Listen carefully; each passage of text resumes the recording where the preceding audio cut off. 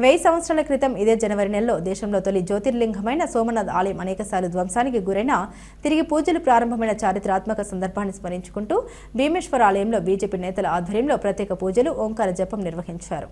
ఈ సందర్భంగా ఆలయంలో శివాభిషేకం, ప్రత్యేక పూజలు నిర్వహించి దేశ సాంస్కృతిక వారసత్వ పరిరక్షణకు ఈరోజు ప్రాధాన్యతను గుర్తు చేశారు. అనంతరం ఓంకార జపం చేసి శివుని ఆశీస్సులు కోరారు. ఈ కార్యక్రమంలో పట్టణ బీజేపీ అధ్యక్షులు రాపెల్లి శ్రీధర్, మాజీ జిల్లా అధ్యక్షులు ప్రతాప రామకృష్ణతో పాటు పలువురు బీజేపీ నాయకులు, కార్యకర్తలు పాల్గొన్నారు.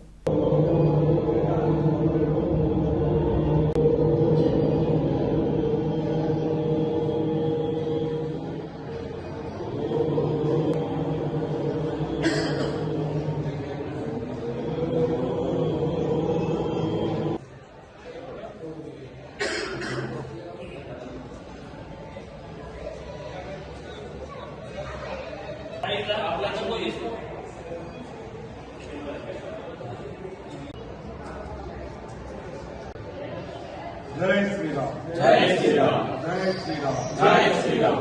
ओम नमः शिवाय, ओम नमः शिवाय, ओम नमः शिवाय. ओम नमः. संस्कृत की सनातन धर्मा की प्रतीक सोमनाथ देवालय, मोहम्मद गजनी, अल्लाउद्दीन खिल्जी, औरंगजेबुల అనేక మంది దండయాత్రలు ఆ దేవాలయం జరిగినా కూడా ఈ రోజు దాదాపు 1000 సంవత్సరాలు పూర్తవుతుంది. మరి సనాతన ధర్మానికి ప్రతీకగా భారత వారసత్వాన్ని, సాంప్రదాయాన్ని, సంస్కృతిని పునరుజ్జీవం చేసే దిశగా నరేంద్ర మోదీ గారి ప్రయత్నం అడుగులు ఏవైతున్నాయో అవన్నీ మనం చూస్తూ ఉన్నాం. ఈరోజు వారు ప్రత్యేక పూజలు అక్కడ సోమనాథ్ దేవుడికి అక్కడ అభిషేకం చేసి ప్రత్యేక పూజలు నిర్వహిస్తూ ఉన్నారు. మరి సెక్యులర్ పార్టీల పేరు మీద ఈ దేవాలయం మీద జరిగే దాడులు ఏదైతుందో మనందరం కూడా ఏకమిగిన హిందువులందరూ కూడా ఖండించాలి.